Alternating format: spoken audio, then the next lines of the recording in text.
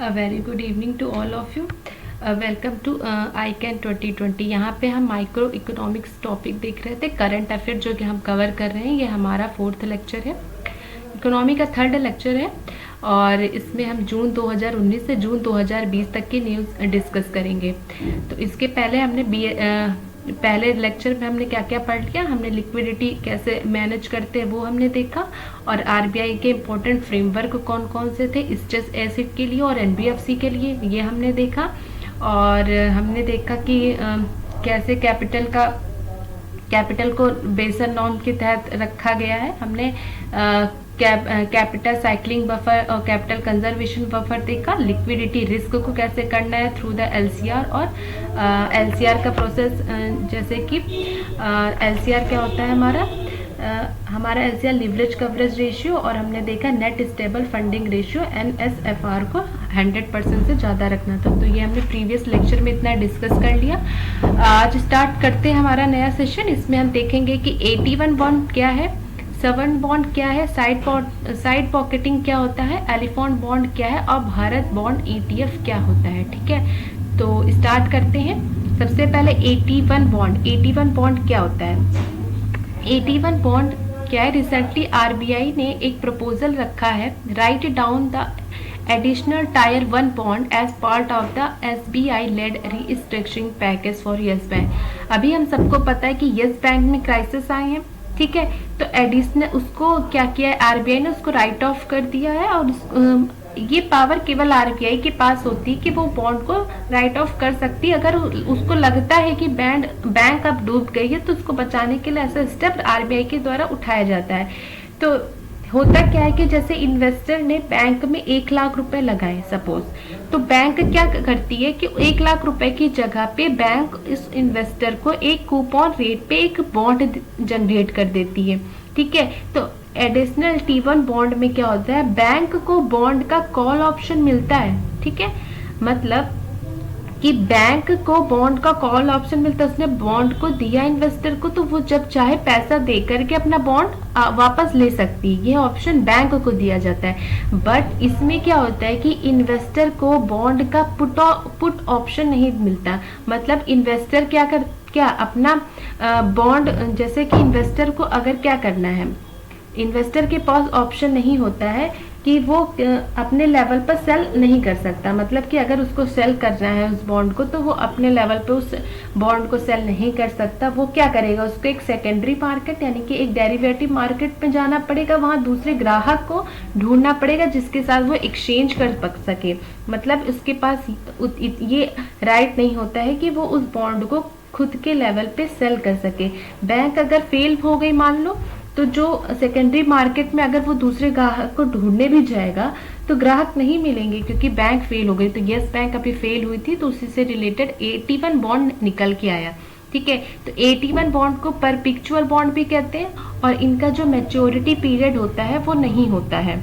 ठीक है, तो ये परपेचुअल बॉन्ड वो बॉन्ड होते हैं जो जीवन पर्यंत चलते रहते, खत्म नहीं होते, और इनकी कोई मैच्योरिटी पीरियड नहीं होती, काफी लंबे समय तक होते हैं। और इसमें मूलधन यानी कि प्रिंसिपल अमाउंट रिटर्न नहीं होता है।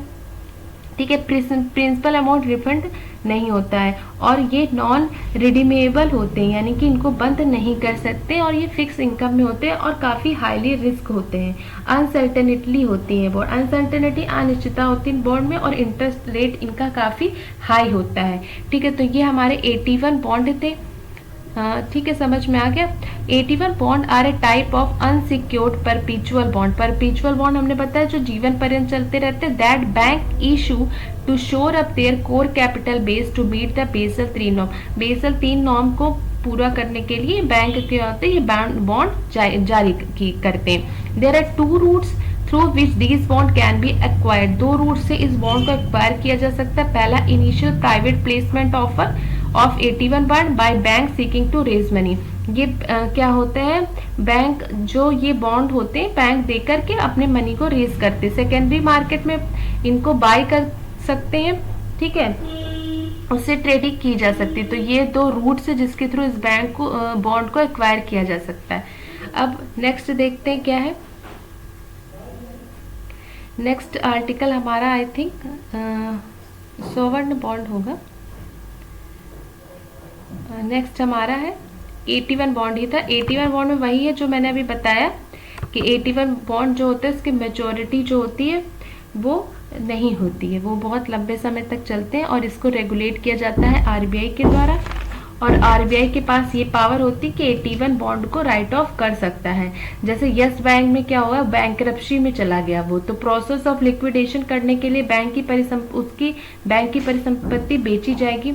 और 81 बॉन्ड को प्राथमिकता कब मिलती है इस तरह चीज में, जैसे आपने एक नॉर्मल बॉन्ड ले लो और एक 81 बॉन्ड ले लो, तो बैंक अगर डूब गई तो जो प्रायोरिटी दी जाती है वो नॉर्मल बॉन्ड पे दी जाती है। बैंक अगर डूब गई तो जो 81 बॉन्ड अगर जिसने लिया है तो उसको उसका फायदा नहीं मिलेगा, पैसा मुश्किल हो जाएगा निकालना। मतलब बैंक की परिसंपत्ति बेचो फिर ये निकालो, तो ये प्रोसेस जो होता है वो 81 बॉन्ड में थोड़ा रिस्की हो जाता है। लेकिन अगर यस बैंक डूब रही थी तो उसको बचाने के लिए आरबीआई ने अभी क्या किया, आरबीआई ने उसको राइट ऑफ कर दिया 81 बॉन्ड को, तो इसलिए ये न्यूज में था। 81 बॉन्ड पर अगर कोई पूछे कि क्या होता है, तो 81 बॉन्ड एक परपेचुअल बॉन्ड है जो जीवन पर्यंत चलता रहता है, इसका मेच्योरिटी पीरियड नहीं होता है, इस पर इंटरेस्ट रेट हाई होती है, ठीक है, और इसमें फिक्स्ड इनकम मिलती है, ये तो ठीक है। सेकेंडरी मार्केट में इसमें एक्सचेंज कर सकते, ये ऑप्शन मिलता है इन्वेस्टर के पास, बट इन्वेस्टर को खुद बॉन्ड को सेल करने का ऑप्शन नहीं होता है, उसके पास केवल एक्सचेंज ऑप्शन रहता है। और ये नॉन रिडीमेबल होते हैं, यानी कि इनको हम बंद नहीं कर सकते।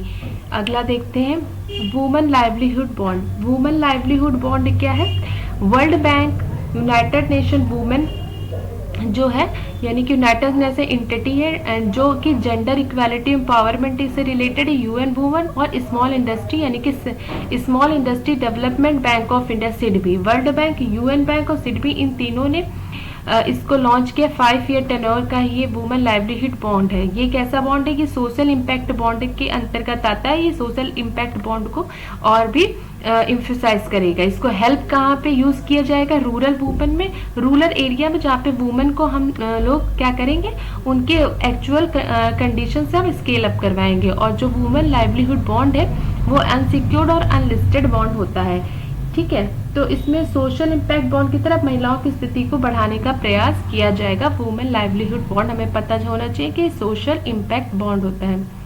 अब कह रहे हैं कि एक अनसिक्योर्ड है, अनलिस्टेड बॉन्ड है, तो देखते हैं कि अनलिस्टेड सिक्योरिटी कौन सी होती है। अनलिस्टेड सिक्योरिटी आर जैसे शेयर हो गए, बॉन्ड हो गए, या फिर other security that are not traded on the stock exchange but through the over the counter market. इनको हम स्टॉक मार्केट में हम ट्रेड इनका नहीं कर सकते, ठीक है, तो वो हो गई अनलिस्टेड सिक्योरिटी। ये स्टॉक मार्केट में लिस्ट ही नहीं है तो ट्रेड कहाँ से होगा। उसके बाद अनसिक्योर्ड बॉन्ड होते हैं। Unsecured bond also called the debenture. Debenture और बॉन्ड में यही डिफरेंस है कि ये अनसिक्योर्ड होते हैं, are not backed by any collateral और मोर्टेज और real estate, instead the issue promises that they will be repaid, ठीक है। तो ये हो गया हमारा वुमेन लाइवलीहुड बॉन्ड। अब अगला देखते हैं सोशल इम्पैक्ट बॉन्ड। तो ये नाम से ही पता है कि सोशल इम्पैक्ट बॉन्ड बनाया किस लिए गया था। सोशल इम्पैक्ट बॉन्ड एक्चुअली में सोशल अवेयरनेस की, मतलब वो जितने भी इकोलॉजी डेवलपमेंट, सोशल डेवलपमेंट है वो करने के लिए बॉन्ड बनाया गया था। इसमें होता क्या है, निजी क्षेत्र की जो कंपनी होती है वो सार्वजनिक क्षेत्र में निवेश करती है, और निवेश करते वक्त उनका मुख्य उद्देश्य क्या होता है प्राइवेट कंपनी का, कि जो सार्वजनिक क्षेत्र में जो वो पैसा हम लगा रहे हैं तो उसका खर्चा वो कहाँ पे करे, सोशल डेवलपमेंट में करे, इकोलॉजी डेवलपमेंट में करे, उसका फायदा लॉन्ग टर्म पे कंपनी को होगा। कैसे कंपनी को होगा, उनका मेन इस समय जैसे उन्होंने किसी प्राइवेट कंपनी ने ये पब्लिक सेक्टर पे कहीं पे पैसा लगाया तो उनका मेन एजेंडा जो होता है वो प्रॉफिट कमाना नहीं होता है, बल्कि लॉन्ग टर्म उनका अप्रोच होता है कि अगर सोशल डेवलपमेंट अच्छी हुई तो बाद में जो लोग होंगे अगर वो एम्पावर हो जाएंगे तो फाइनली वो तो कंपनी में ही काम करेंगे, तो वो लंबी दूरी में अपनी कंपनी का हित साधते हैं, तो सोशल इम्पैक्ट बॉन्ड में इसलिए पैसा लगाते हैं। श्रमिक हो गए, गर्भवती महिलाएं हो गई, तो जैसे इनको अगर लाभ होगा तो बाद में तो कंपनी में ही काम करने आएंगे ना, तो आफ्टर ऑल किसको फायदा होगा, कंपनी को फायदा होगा। तो लॉन्ग टर्म अप्रोच अपनाती है इसमें कंपनी। तो क्या होगा इसमें कि अर्निंग बढ़ेगी, समाज अच्छा होगा, सोशल डेवलपमेंट, इंफ्रास्ट्रक्चर बढ़ेगा, ठीक है। तो जैसे अभी कोरोना फंड भी बनाया गया, वो भी एक सोशल इम्पैक्ट फंड बोला जाता है, जिससे हेल्थ सेक्टर बढ़ेगी, लोग ठीक होगा, फिर ओवरऑल फायदा किसको होगा, कंपनी को होगा। तो ये हमारा था सोशल इम्पैक्ट फंड। अगला देखते हैं ये सब न्यूज़ में था, बट ये हम लोग गुरु ने बहुत अवॉइड कर देते हैं ये सब टॉपिक। तो इकोनॉमी का लेक्चर हम डिस्कस कर रहे हैं, तो ये हमारी रिस्पॉन्सिबिलिटी है कि हम इसे डिस्कस करें। नेक्स्ट हमारा सोवरेन बॉन्ड होता है। सोवरेन बॉन्ड क्या होता है, जैसे हमारी जो फाइनेंस मिनिस्ट्री थी, मिनिस्टर कौन थी, निर्मला सीतारमण, तो उन्होंने एक स्टेप लिया, क्योंकि दुनिया के जो बैंक है उनको कम पर लोन मिलता है, मगर जो हमारे भारत के बैंक होते हैं उनको ज़्यादा इंटरेस्ट रेट पे लोन मिलता है। तो इसलिए वो बैंक जिसमें गारंटी सरकार की हो, ऐसा कुछ करने की सोच रही थी, जिस बैंक में गारंटी सरकार ले और वो उसको लंदन में हम जारी करेंगे, यानी कि कॉस्ट ऑफ कैपिटल कम होगी उससे और हमारे बैंकों को इजीली लोन अवेलेबल हो जाएगा। ठीक है, तो भारत के बैंक को नया बेंचमार्क यील्ड मिल जाएगा इससे। फॉरेन एक्सचेंज रिस्क इसमें रहेगा, जैसे क्योंकि हम पैसे तो पॉन्ड और डॉलर में लेके आएंगे, और उसमें आपको पता है कि बॉन्ड और डॉलर में क्या होता है, जब भी फ्लक्चुएशन होता है, तो जैसे अभी एक डॉलर बराबर 65 रुपए है सपोज, आगे क्या हो गया, एक डॉलर पर 75 रुपए हो गए, तो हमें क्या होगा, 10 रुपए का नुकसान हो गया। तो इसलिए फॉरेन एक्सचेंज रिस्क हो सकता है इसमें। इसलिए कुछ लोग ये भी कह रहे हैं कि अपने मार्केट स्ट्रॉन्ग करो, जैसे हम अपने रुपए में ट्रेडिंग करते थे, जैसे हमने मसाला बॉन्ड लेके आए थे, तो that was much better than the sovereign bond, जिसमें हम कह रहे हैं कि गवर्नमेंट इसकी सिक्योरिटी लेगी। तो ये हमारा पूरा आर्टिकल था sovereign bond. Sovereign bond is a specific डेप्थ instruction issued by the government, ये गवर्नमेंट के द्वारा इशू किए जाते, that can be dominated both foreign और डोमेस्टिक करेंसी, दोनों को ये डिनोमिनेट करती है। और ये just like other bond, these also promise to pay the buyer a certain amount of interest for a stipulated number of year and repay the face value of on maturity। तो ठीक है, face value of maturity पे ही इसको वापस मिल जाएगा पैसा इसमें। Next देखते हैं एलिफेंट बॉन्ड। एलिफेंट बॉन्ड क्या था, a high level advisory group of trade policy, जो हाई लेवल एडवाइजरी ग्रुप थी ट्रेड पॉलिसी की, जिसके हेड थे सुरजीत एस भल्ला, तो उन्होंने इसको सजेस्ट किया था एलिफेंट बॉन्ड को। ठीक है, जैसे एलिफेंट बॉन्ड को ये क्या, जो ब्लैक मनी का हमारे यहाँ बहुत ब्लैक मनी बढ़ रही है ना, लोग बाहर इन्वेस्टमेंट कर रहे हैं, जब पकड़े जाते हैं तो पैसा नहीं देते, तो ब्लैक मनी को कर्व करने के लिए जो लोग उसमें हैं, तो ब्लैक मनी वाले लोगों के लिए मौका दिया जाएगा उनको कि वो एलिफेंट बॉन्ड खरीद के पैसा हमको दे। तो इससे क्या होगा कि उन लोगों को भी फायदा होगा, क्योंकि वो जेल जाने से बच जाएंगे, और हमको क्या फायदा होगा कि हम इंफ्रास्ट्रक्चर प्रोजेक्ट में वो पैसा लगा लेंगे। तो ये सुरजीत भल्ला जो थे, इसके हेड थे सुरजीत भल्ला, ने इसको रिकमेंड किया था एलिफेंट बॉन्ड, और ये किससे रिलेटेड है, ब्लैक मनी के पैसे को वापस लाने के लिए। तो ये भी देख लिया। अगला देखते हैं क्या, साइड पॉकेटिंग। साइड पॉकेटिंग क्या होती है, अभी IL&FS का फॉल आउट जो हमने देखा था, तो उसके बाद साइड पॉकेटिंग निकल के आई। इसमें क्या कहते हैं, separation of good asset from the bad asset. जैसे कि मान लो कि एक इन्वेस्टर है, ठीक है, उसने क्या किया, डेप्थ म्यूचुअल फंड, जैसे मान लो HDFC में हमने 10,000 रुपए लगाए, और HDFC में ने क्या किया, 3 जगह उस पैसे को, उस म्यूचुअल फंड को 3 बैंकों में लगा दिया, जैसे यस बैंक, एक्सिस बैंक और सेबी में। तो क्या हुआ, मान लो कि यस बैंक में हमने 2,000 लगाया, एक्सिस में 4,000 और SBI में 4,000। तो यस बैंक की अगर एसेट अच्छी नहीं है, खराब है, तो ये कह रहे हैं कि आप इसको हटा दो, बाकी जो 2 बैंक एक्सिस और SBI के 8,000 के गुड एसेट है, इसको अलग रखो। ठीक है, तो साइड पॉकेटिंग के तहत खराब एसेट अलग कर देते हैं और केवल गुड एसेट ही दिखेगी, जिससे जो हमारे बैंक का नेट एसेट वैल्यू होता है वो कम नहीं होगा, वो बढ़ा रहेगा। तो नेट एसेट वैल्यू के ज़्यादा होने से क्या होता है, इन्वेस्टर जो होते हैं उनमें टेंशन नहीं होती, और वो क्या करते हैं, अपने बॉन्ड को लगा रहने देते हैं। तो बैड एसेट और गुड एसेट को अगर अलग कर लेंगे तो हमारे लिए, और बैलेंस शीट भी बैंक की, मतलब जो भी हमारा म्यूचुअल फंड है जिसने लगाया है वो डूबेगा नहीं। और IL&FS का क्राइसिस जो था, उसको लेकर के साइड पॉकेटिंग का कंसेप्ट आया था, गुड और बैड एसेट को सेपरेट करने की बात कही गई। अगला देखते हैं। अगला ये वही है कि हमें क्या करना चाहिए, बैड एसेट को गुड एसेट से अलग कर लेना चाहिए। फिर उसके बाद है भारत 2022 ETF। ये क्या है, ETF क्या होता है, एक्सचेंज ट्रेड फंड। ETF एक एक्सचेंज ट्रेड फंड है, जहाँ पे मतलब बहुत सारी कंपनी होती है, नहीं, बास्केट ऑफ कंपनी लिस्टेड होती है, मतलब बहुत सारी कंपनी लिस्टेड होती है, एक्सचेंज ट्रेडेड फंड में ट्रेड करती हैं। और ये 28 नवंबर 2017 को ये मतलब न्यूज़ में आया था, तब ये स्टार्ट हुआ था। और जितनी ये 22 का मतलब 22 कंपनी है जो स्टॉक मार्केट में लिस्टेड है, और हम इन 22 स्टॉक कंपनी में पैसा लगा सकते हैं। इसमें कुछ प्राइवेट भी हैं और कुछ पीएसयू भी हैं, ठीक है। और एक इसके साथ ही भारत बॉन्ड भी आया था। उसमें क्या होता है, एक कंपनी में बॉन्ड नहीं लगाना, कई में हम अगर पैसे लगाते हैं तो वो हमारे लिए अच्छा है। तो ये दोनों चीज़ थे भारत 2020 ETF। तो देख लेते हैं क्या है भारत 2020 ETF क्या है। 22 ETF कंप्राइजेस ऑफ स्टॉक और 22 सेंट्रल पब्लिक सेक्टर इंटरप्राइजेस। इसमें 22 CPSE है, पब्लिक सेक्टर बैंक है, और under specified undertaking of unit trust of India है। तो ये जो है मैनेज किसके द्वारा होता है, ICICI प्रूडेंशियल म्यूचुअल फंड के द्वारा। The foundation of Bharat 2022 ETF was led by government of, ये बता रहे 2017 के बजट में आया था। तो भारत का अपना ये भारत 22 ETF है, यानी कि ETF का मतलब होता है एक्सचेंज ट्रेड फंड, जहाँ पे हम ट्रेडिंग कर सकते हैं, ठीक है। फिर भारत बॉन्ड ETF है। Bharat bond cabinet committee of economic affair ने जिसकी चेयरपर्सनशिप की जाती प्राइम मिनिस्टर के द्वारा, उसने अप्रूव किया था गवर्नमेंट प्लान जो क्रिएट करना था, लॉन्च करना था इंडिया की पहली corporate bond exchange traded firm. तो इंडिया की first corporate bond, corporate sector का corporate bond ETF Bharat bond ETF है, ठीक है। The fund will provide additionally source of money for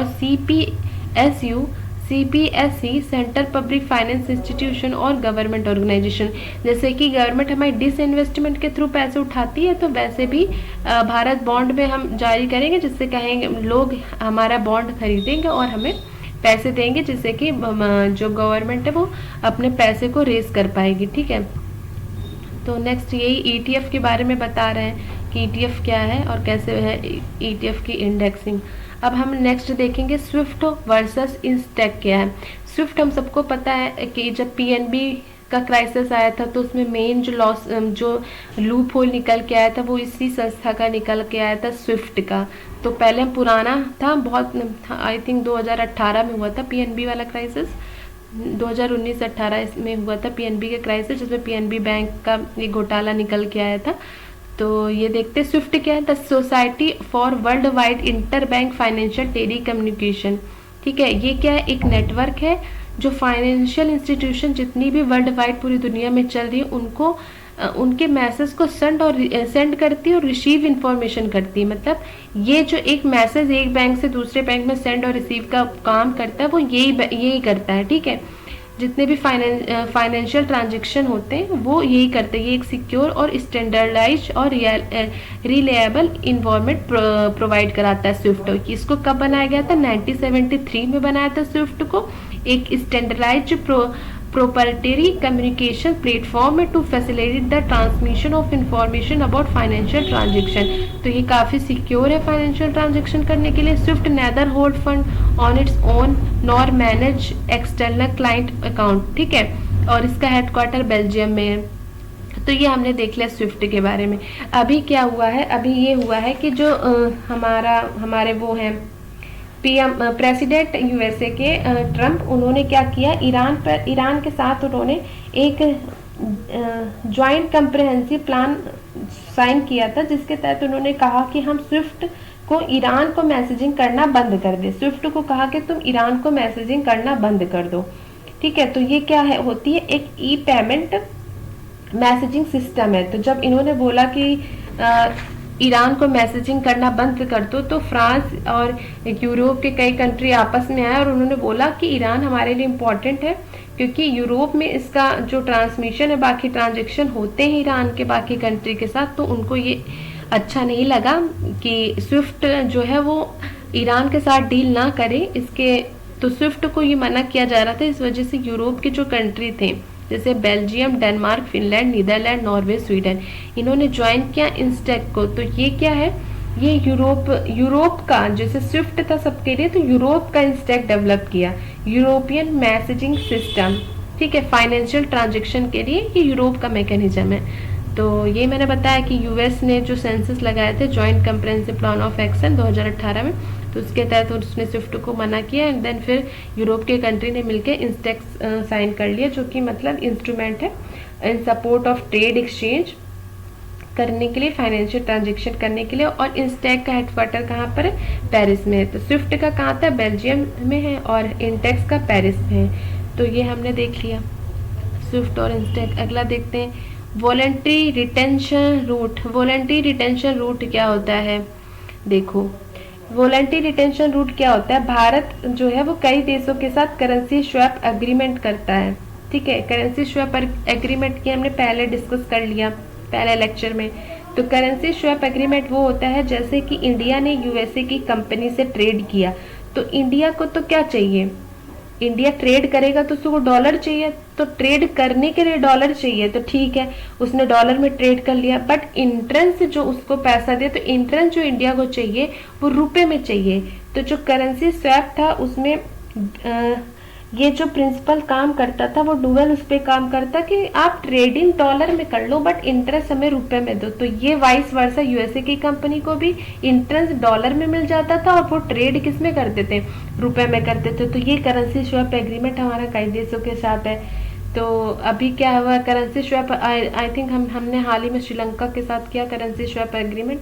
ठीक है, और इसमें क्या होता है, डॉलर और रुपए बहुत ज्यादा वॉलेटाइल होते हैं। तो करेंसी स्वैप जो है एक लिमिटेड होती है, इसमें डॉलर सप्लाई अगर बहुत ज़्यादा नहीं बढ़ती, ठीक है, तो डॉलर सप्लाई बढ़ जाए इसके लिए क्या करेंगे, वॉलंटियर रिटेंशन रूट लेके आए, जैसे कि विदेशों में जाकर के डॉलर इकट्ठा करने की ज़रूरत हमें ना पड़े। इसमें क्या करते थे हम, जो हमारा करेंसी स्वैप तो वो हम विदेशों में जाकर के डॉलर इकट्ठा कर रहे हैं एक तरीके से। तो वॉलंटरी रिटेंशन रूट में ये कहा जा रहा है कि हम विदेश में जाकर के डॉलर इकट्ठा ना करें, उसकी ज़रूरत हमें ना पड़े, फॉरेनर क्या हो हमारे यहाँ खुद आकर इन्वेस्ट करें। तो ये है वॉलंटियर रिटेंशन रूट। ठीक है, डॉलर की सप्लाई इंटरनेशनल मार्केट से इंडिया मार्केट में आनी चाहिए। ठीक है, तो फॉरेन पोर्टफोलियो इन्वेस्टर के लिए ये होता है वॉलंटियर रिटेंशन रूट की वो आए और इन्वेस्ट करें। इसके अंतर्गत एफपीआई भारतीय बॉन्ड बाजार में बिना किसी रोक टोक के आसानी से भारतीय बॉन्ड बाजार में निवेश कर सकेंगे। ठीक है, एफपीआई क्या होते हैं, डॉलर लगाते हैं और डॉलर में ही ले जाते हैं, तो इसलिए उनको भी फायदा होता है और हमारा फॉरेन एक्सचेंज भी बढ़ जाता है। करेंसी स्वैप तब होता है जब दोनों को फायदा हो। ठीक है, जैसे इंडिया और यूएसए के बीच की है तो दोनों को फायदा होगा तभी करेंसी स्वैप होगा। और अगर इन दोनों को देखा जाए करेंसी स्वैप और वॉलंटियर रिटेंशन रूट को, तो ज़्यादा इफेक्टिव कौन है, वॉलंटियर रिटेंशन रूट। ठीक है, वो खुद आए हमारे यहाँ और इन्वेस्ट करें। ठीक है, तो ये है। और उसके बाद बताया गया एफपीआई जो होते हैं वही फॉरेन पोर्टफोलियो इन्वेस्टर, वो रजिस्टर होते हैं सेबी के अंडर में और वो एलिजिबल होते हैं वहाँ पे इन्वेस्टमेंट करने के लिए। अगला देखते हैं डिबेंचर रिडेम्पशन रिजर्व। डिबेंचर हमने बताया सिक्योर्ड बॉन्ड होते हैं, और डिबेंचर रिटेंशन रिजर्व क्या है, अभी तो कॉर्पोरेट अफेयर मिनिस्ट्री थे, उन्होंने जो रिक्वायरमेंट होती है डिबेंचर रिडेम्पशन रिजर्व की 25% उसको हटा लिए। किससे हटा लिए, एनबीएफसी से और एचएफसी से, यानी कि हाउसिंग फाइनेंस कंपनी से। क्यों हटा लिए, क्योंकि वो कहते हैं कि भाई हमको ऑलरेडी बेसल नॉर्म्स फॉलो करने पड़ते, सीआरआर फॉलो करना पड़ता, ऊपर से आपने डिबेंचर रिडेम्पशन नॉर्म्स लगा के रख दिया। तो अब और कोविड-19 की महामारी थी तो इस वजह से उनको बहुत प्रॉब्लम हो रही थी, इसीलिए कॉर्पोरेट अफेयर मिनिस्ट्री ने इसको हटा दिया है।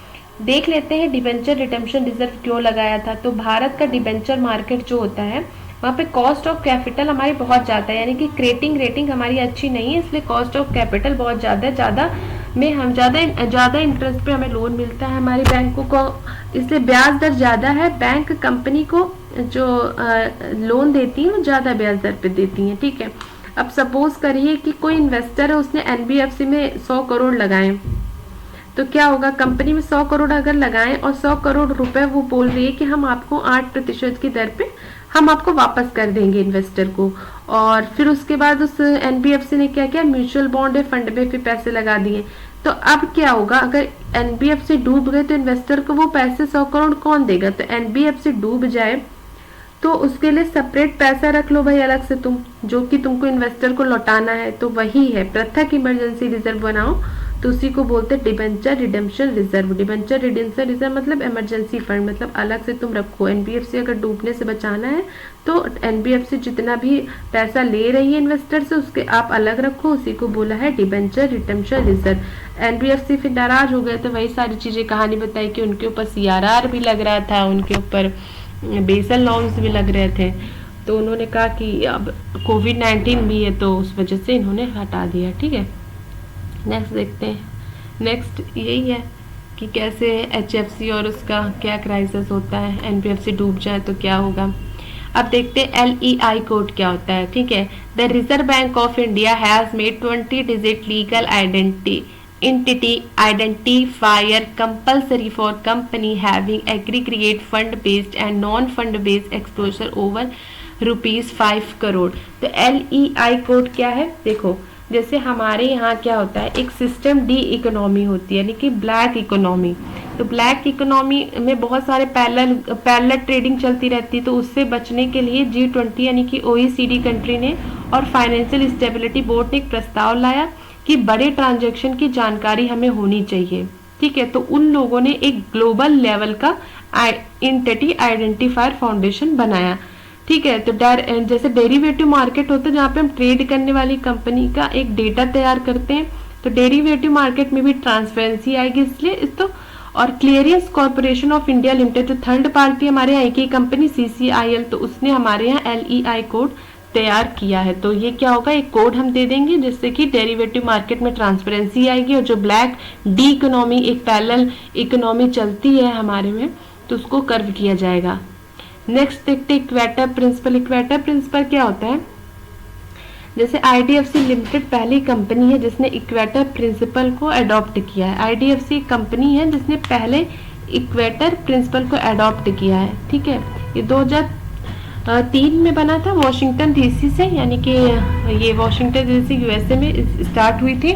और इसमें क्या है इक्वेटर प्रिंसिपल में, जैसे सपोज जोखिम पूंजी कोई आपकी है तो उसका वो प्रारूप होता है इक्वेटर प्रिंसिपल, या फिर जो वित्त संस्थानों के द्वारा किए गए निवेश का वह प्रारूप होता है जिसके अंतर्गत यह मूल्यांकित पहले ही कर लिया जाता है, जिसमें ये पहले ही हम प्री डिटरमाइन कर देते हैं कि किए गए निवेश का जितना हमने इन्वेस्टमेंट किया तो पर्यावरण पर क्या प्रभाव पड़ेगा उसका। ठीक है, इसको वर्ल्ड बैंक की एक संस्था IFC यानी कि इंटरनेशनल फाइनेंशियल कॉर्पोरेशन, तो उसने तैयार किया है। इक्वेटर हमको पता है कि ज्योग्राफी का है इक्वेटर लाइन। ठीक है, तो उसी से हम याद रख सकते हैं कि कितना इन्वायरमेंट पे लॉस होगा, ये चीज़ हम पहले ही डिसाइड कर लेते हैं, तो उसको बोलते हैं इक्वेटर प्रिंसिपल। तो अगर अब हमारे सामने इक्वेटर प्रिंसिपल पड़ेगा तो हमें पता रहेगा कि इक्वेटर प्रिंसिपल क्या होता है।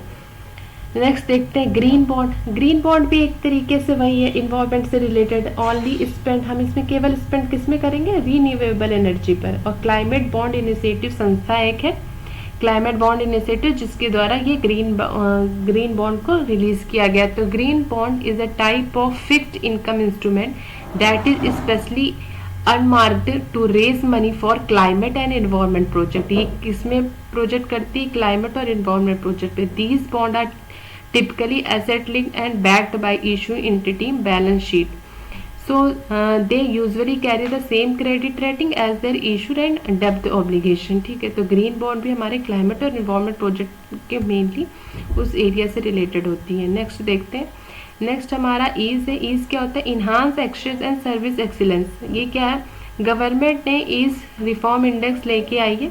ईज इंडेक्स प्रिपेयर होता है IBA यानी कि Indian banking association and Boston consulting group के द्वारा। ये हमारी इंडिया की बैंकिंग है, ये बोस्टन कंसल्टिंग ग्रुप है, तो दोनों ने enhance assets and service excellence को प्रिपेयर किया है। It is commissioned by the finance minister. Finance minister इसको चेयर करते हैं, मतलब कमीशन इसके हेड होते हैं।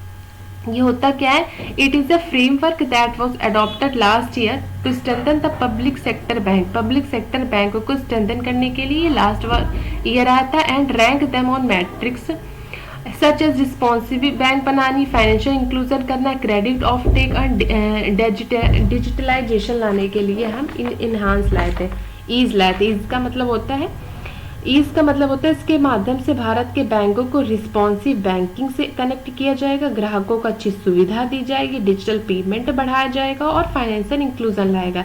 अभी क्या हुआ है, अभी न्यूज़ में इसलिए था कि इन्हांस एक्सेलेंस सर्विस एक्सीलेंस का तीसरा मोड यानी कि तीसरा वर्जन लॉन्च हुआ है। इसमें तीसरे वर्जन में हम क्या कर रहे हैं, ये जो हमारा है तीसरा वर्जन, उसमें हम क्या कर रहे हैं, पहले देखो ईज वाले में ही हमें क्या हुआ था, इसमें अवार्ड मिला था PNB को, नंबर 1 का अवार्ड, और बाद में PNB डूब गई थी। ठीक है, तो अभी जो इसका हमारा थर्ड वर्जन लॉन्च हुआ E3, तो उसका मेन काम क्या है, टेक्नोलॉजी इनेबल्ड बैंकिंग को बढ़ाना है, पाम बैंकिंग को इंक्रीज करना है, मतलब हाथ में ही सभी बैंकिंग की सुविधाएं उपलब्ध कराई जा सके।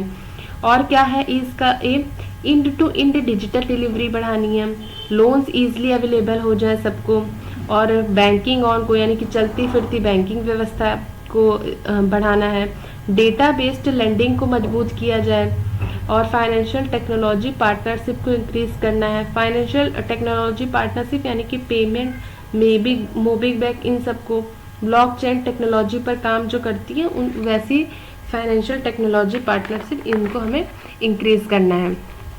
ठीक है, तो एक यहाँ पे एक और हम देख लेंगे, एक और छोटा सा टॉपिक है, एक होता है सैंड बॉक्स। तो सैंड बॉक्स क्या होता है, ये आरबीआई लेके आती है सैंड बॉक्स की पॉलिसी। इसमें क्या होता है, एक रेगुलेटरी सैंड बॉक्स पॉलिसी होती है जिसमें अंदर सभी बैंकों को या फिर स्टार्टअप्स को कहा जाता है कि सैंड बॉक्स वो प्लेटफॉर्म है जहाँ पे तुम खूब सारी टेस्टिंग करो, मॉलवेयर की टेस्टिंग करो, बग की टेस्टिंग करो।